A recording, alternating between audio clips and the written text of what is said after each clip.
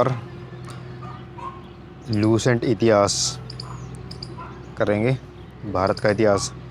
उत्तर भारत में हरियाणा से लेकर दक्षिण में समुद्र तक फैला यह जो उपमहाद्वीप भारतवर्ष के नाम से ज्ञात है, जिसे महाकाव्य पुराणों में भारतवर्ष कहा जाता था।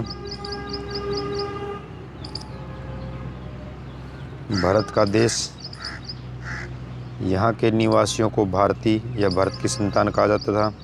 यूनानियों ने भारत को इंडिया कहा और मुसलमानों ने भारत को हिंद या हिंदुस्तान के नाम से जाना। इसको 3 भागों में बांटा है: प्राचीन, मध्यकालीन और आधुनिक।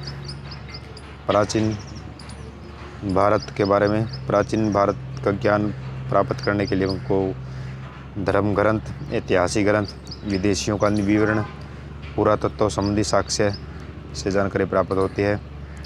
जो प्राचीन ग्रंथ है, इसमें जो वेद सबसे महत्वपूर्ण है।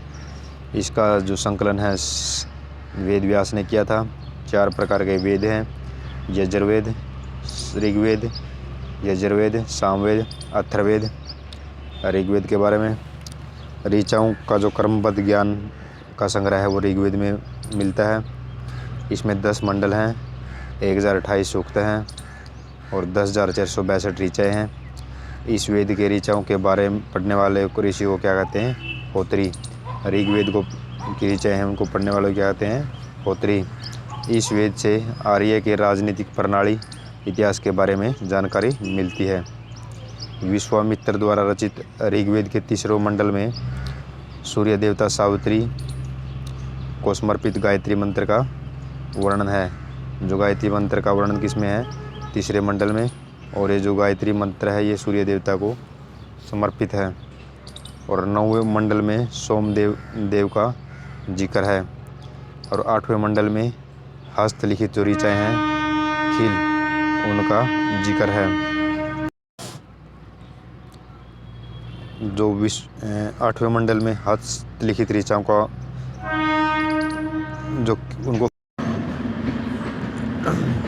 चातुर्वर्ण समाज की कल्पना का स्रोत भी ऋग्वेद के 10वें मंडल में है, जिसमें 4 वर्ण बांटे हुए हैं: ब्राह्मण, क्षत्रिय, वैश्य और शूद्र।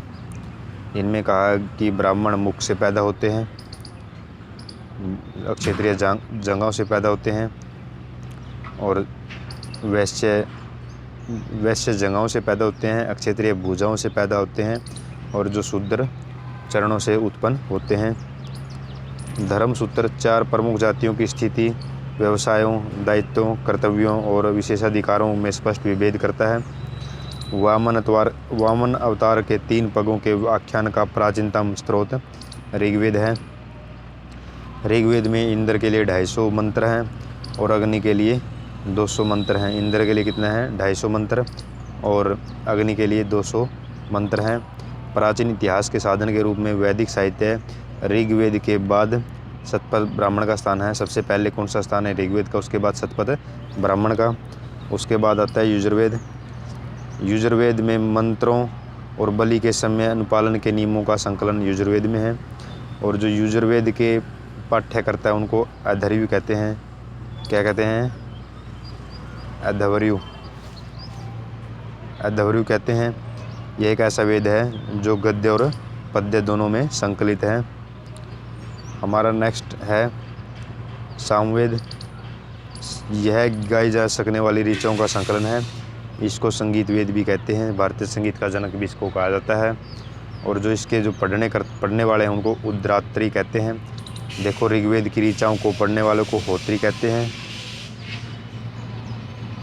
यजुर्वेद की पढ़ने वाले को अध्वर्यु कहते हैं। और जो सामवेद है उसको उदात्री कहते हैं। आपको याद रखना है। ये HCS की दृष्टि से मैं आपको कराऊंगा, जो HCS का 2023 का एग्ज़ाम होगा। अथर्ववेद, अथर्वा ऋषि द्वारा रचित इस वेद में रोग निवारण, तंत्र मंत्र, जादू टोना, साप वशीकरण, आशीर्वाद, स्तुति, प्रायश्चित, औषधि, अनुसंधान, विवाह, प्रेम, राजकर्म, मातृभूमि, महात्म्य, आदि विविध विषयों से संबंध मंत्र और सामान्य मनुष्यों के विचारों, विश्वासों, अंधविश्वासों का वर्णन है।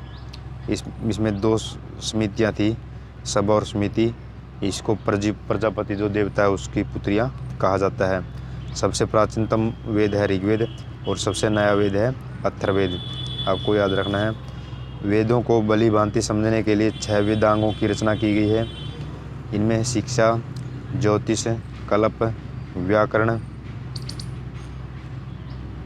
निरुक्त, छंद, ये 6 वेदांग हैं। और पुराण दिए हुए हैं और उनसे संबंधित राजवंश है। विष्णु पुराण है, ये संबंधित है मौर्य वंश से।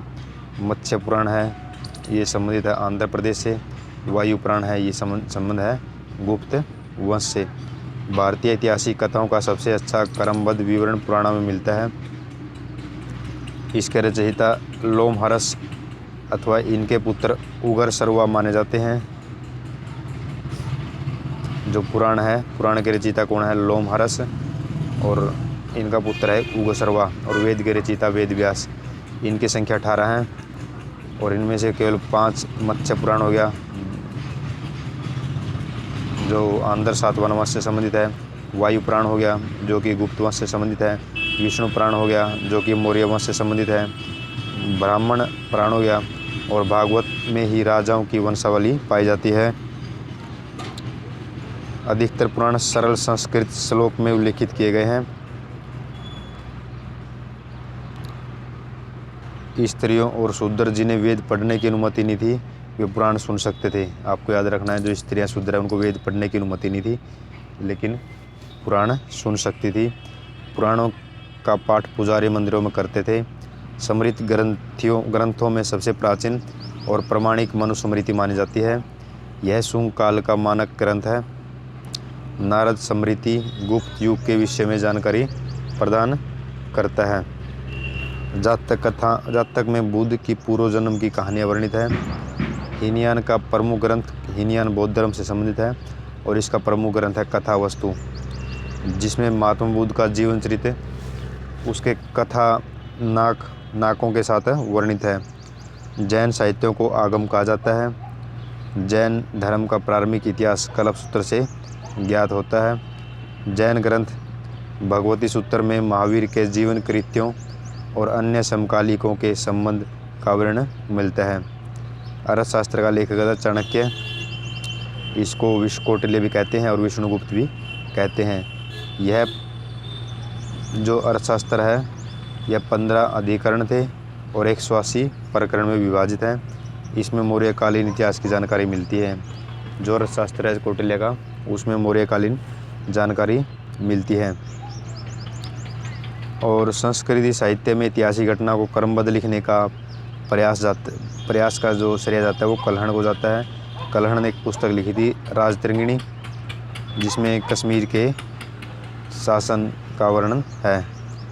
जो अरबों की सिंध विजय हुई थी उसका वर्णन है चचनामा। इसके लेखक अली अहमद इसमें सुरक्षित है। जो अष्टाध्यायी के लेखक हैं पाणिनि, संस्कृत भाषा व्याकरण की प्रथम पुस्तक इसको कहा जाता है। इससे मौर्य के पहले का इतिहास का जानकारी मिलती है और मौर्य युगीन काल की भी राजनीतिक व्यवस्था की जानकारी मिलती है। जो कात्यायन की गार्गी संहिता एक ज्योति ग्रंथ है। गार्गी संहिता के लेखक हैं कात्यायन। फिर भी इसमें भारत में होने वाले यवन आक्रमण का उल्लेख मिलता है। जो पतंजलि पुष्यमित्र शुंग के पुरोहित होते थे और पतंजलि ने ही न्याय दर्शन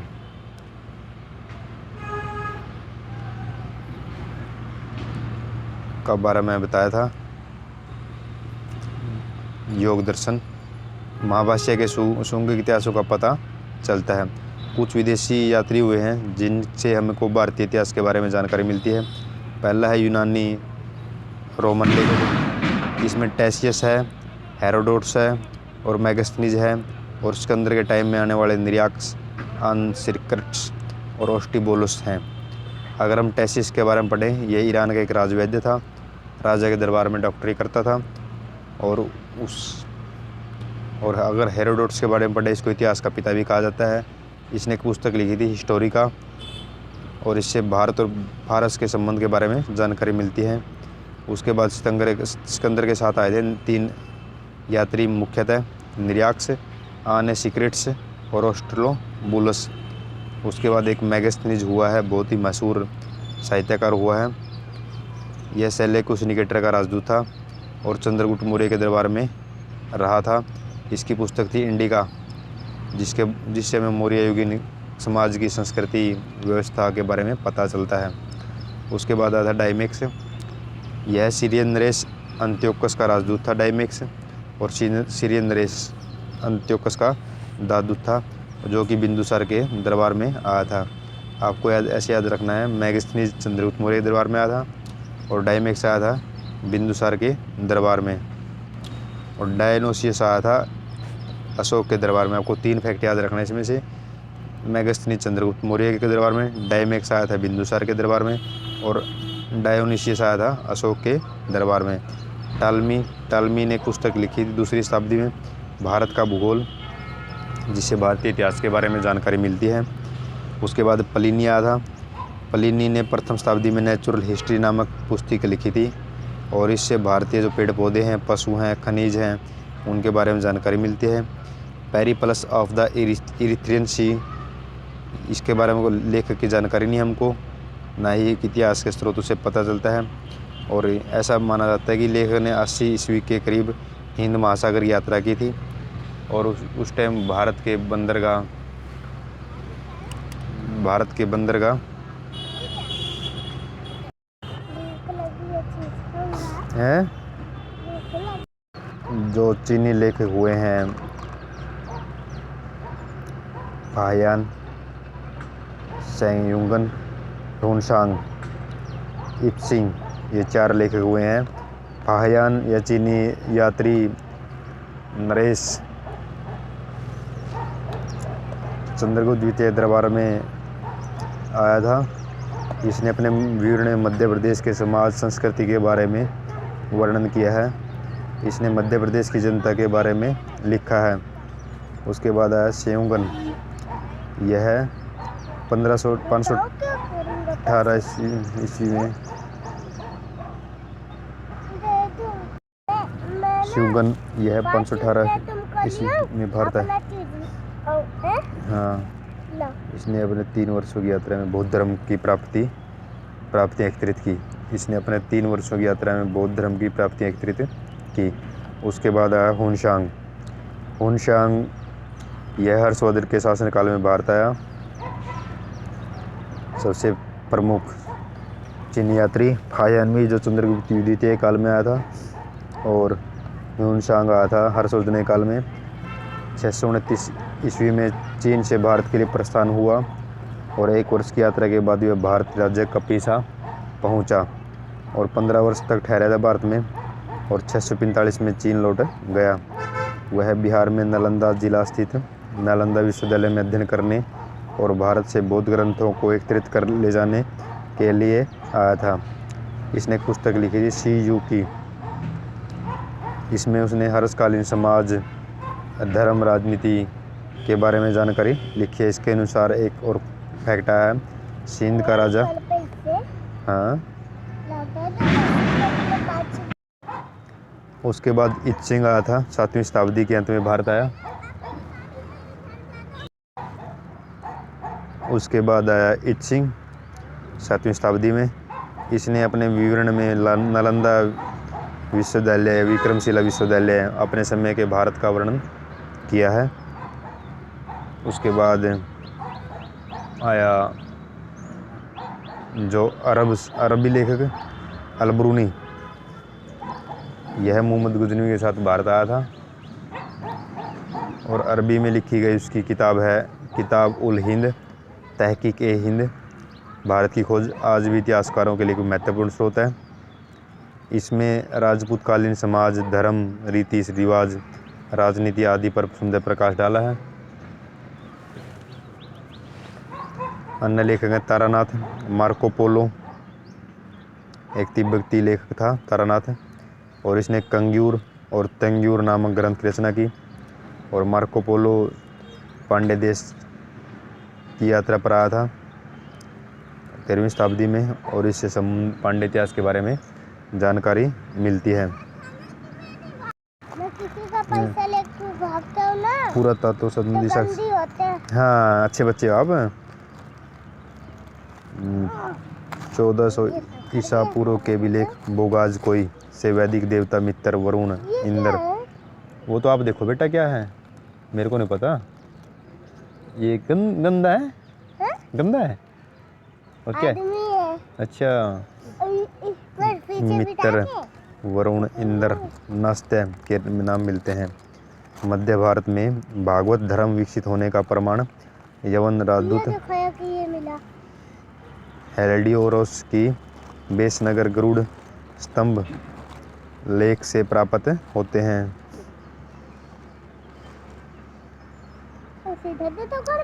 महत्वपूर्ण अभिलेख हैं हाथी गुफा अभिलेख, ये कलिंग शासक राजा खारवेल से संबंधित है। जूनागढ़ अभिलेख, ये रुद्र दामन से संबंधित है। नासिक अभिलेख, ये गौतम श्री बलश्री से संबंधित है। और प्रयाग शतमलेख, ये समुद्रगुप्त से संबंधित है। अहोल अभिलेख पुलकेशिन द्वितीय से संबंधित है। मंदसौर अभिलेख, ये मालवा नरेश यशोवर्धन से संबंधित है। ग्वालियर अभिलेख प्रतिहार नरेश भोज से संबंधित है। बित्री और जूनागढ़ अभिलेख, ये सकंदगुप्त से संबंधित है। अभी आप फिर हो जाओगे? हाँ बेटा, हाँ आपको चीज़ डेली खिलाऊंगा, ठीक है। विजय शासक विजय सेन से, हाँ बेटा। सर्वप्रथम नहीं आता, कभी कभी आता हूँ मैं। सर्वप्रथम भारतवर्ष का जिक्र हाथी गुफा अभिलेख में मिला है, जो कलिंग राजा खाकेल से संबंधित है। आपको ये याद रखने हैं। जूनागढ़ अभिलेख रुद्र दामन से संबंधित है। और नासिक अभिलेख गौतम श्री से संबंधित है। प्रयाग शतमलेख समुद्रगुप्त से संबंधित है। और सर्वप्रथम भारत में हूण आक्रमण की जानकारी भीतरी स्तंभ लेख से मिली है। जो हूण आक्रमण की जानकारी किससे मिली है? भीतरी स्तंभ लेख से। और सर्वप्रथम ध्रुविक्स का जानकारी कहाँ से मिलती है? अभिलेख शाहगोरा से। सती प्रथा का प्रथम अभिलेख मिला है साक्ष्य एरन अभिलेख यानी भानुगुप्त के अभिलेख से मिला है। और रेशम की जानकारी मिलती है हमको मंदसौर के अभिलेख से। कहाँ से मिलती है? मंदसौर के अभिलेख से।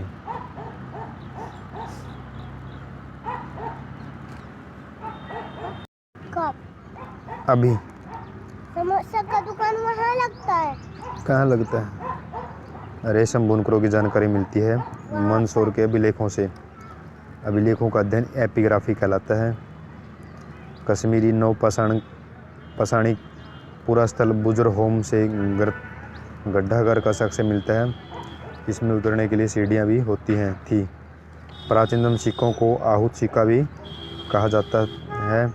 इसी को साहित्य में कासर्पण कहा जाता है। ये तो मेरी मम्मी की आवाज़ है। सर्वप्रथम मुझे आवाज़ आ रही है, जैसे मम्मी आवाज़ देती है ना। सर्वप्रथम सिक्कों पर सर्वप्रथम सिक्कों पर लेख लिखने का कार्य यवन शासक ने सर्वप्रथम लेख लिखने का कार्य किसने किया? यवन शासकों ने किया। समुद्रगुप्त की वीणा बजाती हुई मुद्रा वाले सिक्के से उसके संगीत प्रेमी होने का प्रमाण मिलता है। अरिकमेडु से रोमन सिक्के मिलते हैं। अरिकमेडु से क्या मिलते हैं? रोमन सिक्के मिलते हैं। उसके बाद आता है प्रागैतिहासिक काल। जिस काल में मनुष्य ने घटना को कोई लिखित विवरण नहीं मिलता उसको प्रागैतिहासिक काल कहते हैं। मानव विकास के उस काल को इतिहास कहा जाता है जिसका विवरण लिखित रूप में मिलता है। दो प्रकार के काल हैं, एक है प्रागैतिहासिक जिसका लिखित विवरण नहीं मिलता, एक है ऐतिहासिक जिसका लिखित विवरण मिलता है। आद्य ऐतिहासिक काल होता है जिसमें लेखन का प्रचलन तो था लेकिन वो पढ़े नहीं जा सकते थे। और ज्ञानी मानव जिसको हम होमो सपियंस कहते हैं, इनका धरती पर आगाज़ 30 या 40 हजार वर्ष पूर्व हुआ। पूरा पाषाण युग के मानव की जीविका का मुख्य आधार से शिकार था। पूरा पाषाण से भी पहले का युग था। आग का आविष्कार पूरा पाषाण काल में हुआ। आग का आविष्कार हुआ था पूरा पाषाण काल में। और पहिए का आविष्कार हुआ था नवपाषाण काल में। मनुष्य में स्थायी निवास की प्रवृत्ति नवपाषाण काल में हुई थी। स्थायी निवास की प्रवृत्ति कब हुई थी? नवपाषाण काल में। और सबसे पहले कुत्ते को पालतू बनाया गया। मनुष्य ने सर्वप्रथम तांबा धातु का प्रयोग किया था। उसके द्वारा बनाया जाने वाला प्रथम औजार कुल्हाड़ी था, जिसको अतिरिक्कम नामक स्थान से प्राप्त हुआ। कृषि का आविष्कार नवपाषाण काल में हुआ। कृषि का आविष्कार कहाँ हुआ? नवपाषाण काल में हुआ था। और आग का आविष्कार हुआ था पुरापाषाण काल में। और पहिए का आविष्कार हुआ था नवपाषाण काल में। और प्रागैतिहासिक अन्न उत्पादक स्थल मेहरगढ़ पश्चिमी बलूचिस्तान में है। मेहरगढ़ कहाँ पे है? पश्चिमी बलूचिस्तान में है। कृषि के लिए अपनाई गई सबसे प्राचीन फसल गेहूँ और जौ थी। पल्लावरम नामक स्थान पर प्रथम भारतीय पुरापाषाण कलाकृति की खोज हुई। भारत में पूर्व प्रस्तर युग के अधिकांश औजार स्फटिक यानी पत्थर के बने होते थे। भारत का सबसे प्राचीन नगर मोहनजोदड़ो है। सिंधी भाषा में इसको मृतकों का टीला कहा जाता है। अगर हम सिंधु सभ्यता की बात करें, C14 जैसी नवीन विश्लेषण पद्धति के द्वारा सिंधु सभ्यता की सर्वमान्य तिथि 2350 ईसा पूर्व से 1750 ईसा पूर्व मानी जाती है। जो सिंधु घाटी की सभ्यता कब मानी जाती है? 2350 से 1750। बहुत महत्वपूर्ण तारीख है ये, आप याद रखें। सिंधु घाटी सभ्यता की खोज की थी दयाराम साहनी ने की थी। सिंधु सभ्यता को प्राक ऐतिहासिक या कांस्य युग में रखा जा सकता है। इस सभ्यता के मुख्य निवासी द्रविड़ और भूमध्य सागरीय हैं। सिंधु सभ्यता के सर्वाधिक प्राचीन सर्वाधिक पश्चिमी पुरास्थल सूतकांगेडोर बलूचिस्तान में 4 स्थल हैं। जो पश्चिम में है सूतकांगेडोर था, जो बलूचिस्तान में है। पूर्वी पुरास्थल है आलमगीरपुर में, जो उत्तर प्रदेश में है। उत्तरी है जम्मू कश्मीर में, जिसको मांदा कहते हैं। और ये आपको चारों स्थल याद रखने मेल मिलाप भी आ सकता है कि पश्चिमी स्थल है जो सिंधु घाटी का, वो सूतकांगेडोर है। और आलमगीर पूर्वी स्थल है जो कि उत्तर प्रदेश में है। और एक उत्तरी स्थल है मांदा, जो जम्मू कश्मीर में है। और दक्षिणी स्थल है महाराष्ट्र के दाइमाबाद में। सिंधु घाटी सभ्यता या सैंधव स्थल नगरीय सभ्यता थी। कैसी सभ्यता थी? नगरीय सभ्यता थी। सैंधव सभ्यता से प्राप्त परिपक्व अवस्था वाले स्थलों में केवल 6 स्थल को ही बड़े नगरों की संज्ञा दी है, जिसमें मोहनजोदड़ो है, हड़प्पा है, गढ़वारीवाला है, धोलावीरा है, राखीगढ़ी और कालीबंगन है। स्वतंत्रता प्राप्ति के पश्चात हड़प्पा संस्कृति के सर्वाधिक स्थल गुजरात में खोजे गए। लोथल और सूतकोतदा सिंधु सभ्यता का बंदरगाह है। लोथल और सूतकोतदा सिंधु सभ्यता के बंदरगाह है। जूते हुए खेत और नक्काशीदार ईंटों के प्रयोग का साक्ष्य कालीबंगन से प्राप्त हुआ है।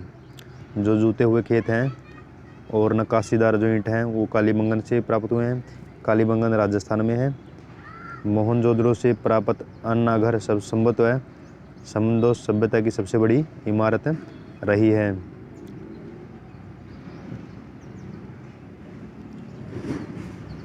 मोहनजोदड़ो से प्राप्त वृहत स्नानघर एक प्रमुख स्मारक है, जिसके मध्य में स्नान कुंड है और लंबाई चौड़ाई ज़्यादा इम्पोर्टेंट नहीं है, आपको याद भी नहीं रखनी। अग्निकुंड में लोथल और कालीबंगन से प्राप्त हुए हैं। अग्निकुंड है जो कहाँ से प्राप्त हुए हैं? लोथल और कालीबंगन से। मोहनजोदड़ो से प्राप्त एक सिर पर 3 मुख वाले देवता की मूर्तियाँ मिली हैं। उनके चारों ओर हाथी, गेंडा, चित्ता, भैंसा विराजमान है। 4 पशु हैं, हाथी, गेंडा, चित्ता और भैंसा। मोहनजोदड़ो से नर्तकी की कांसे की मूर्तियाँ मिली है। हड़प्पा की मोहरों पर सबसे अधिक एक श्रृंगी पशु का अंकन मिलता है। अगर मैं आपको बताऊं, सिंधु काल में जो विदेशी व्यापार होता था वो किन प्रदेश के साथ होता था?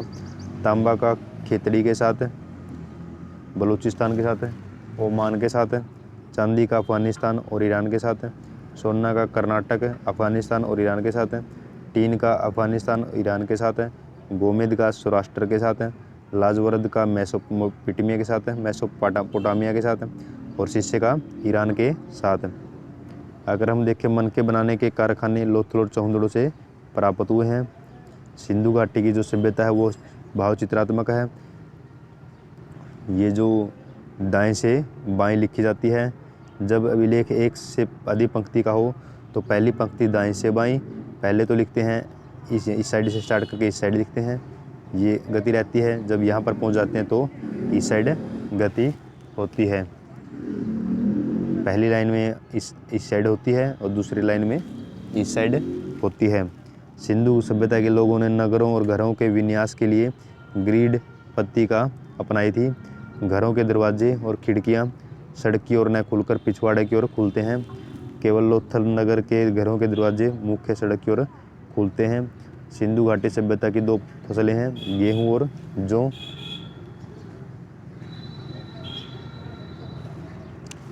और जो मिठास के लिए शहद का प्रयोग करते थे। रंगपुर और लोथल से चावल के दाने प्राप्त हुए, जिससे धान की खेती होने का प्रमाण मिलता है। चावल के प्रथम साक्ष्य भी लोथल से प्राप्त हुए हैं। जो सुतकोतदा कालीबंगन लोथल से सैंधवकालीन घोड़े के अस्थि के पिंजर प्राप्त हुए। तौल की इकाई 16 के अनुपात में प्रयोग की जाती थी। सैंधव सभ्यता के लोग यातायात के लिए 2 पहिया और 4 पहिया गाड़ी का, भैंसा गाड़ी का, बैलगाड़ी का प्रयोग करते थे। मेसोपोटामिया के अभिलेख में वर्णित मलुहा शब्द सिंधु घाटी के लिए ही प्रयोग हुआ है। जो मलुहा शब्द है सिंधु घाटी के लिए ही प्रयोग हुआ है। सबसे संभवतः हड़प्पा संस्कृति का शासन वणिक वर्ग के हाथ में था। पिगट ने हड़प्पा और मोहनजोदड़ो को एक विस्तृत साम्राज्य की जुड़वा राजधानी कहा। सिंधु सभ्यता के लोग धरती को उर्वरता की देवी मानकर उसकी पूजा करते थे।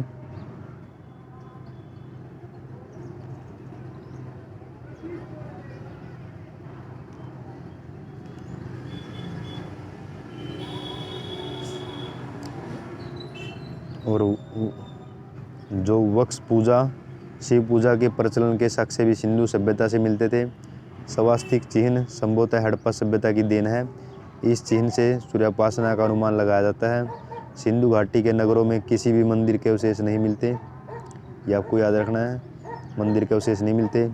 सिंधु सभ्यता में मातृदेव की उपासना सर्वाधिक महत्वपूर्ण थी। मातृदेव पूजा जाती थी। पशुओं में कुबड़ वाला सांड इस सभ्यता के लोगों के लिए विशेष पूजनीय था। स्त्री मृण मूर्तियाँ अधिक मिलने से ऐसा अनुमान लगाया जाता था कि सैंधव समाज मातृसत्तात्मक था। कैसा समाज था? मातृसत्तात्मक समाज था। सैंधुवासी सूती ऊनी वस्त्रों का प्रयोग करते थे।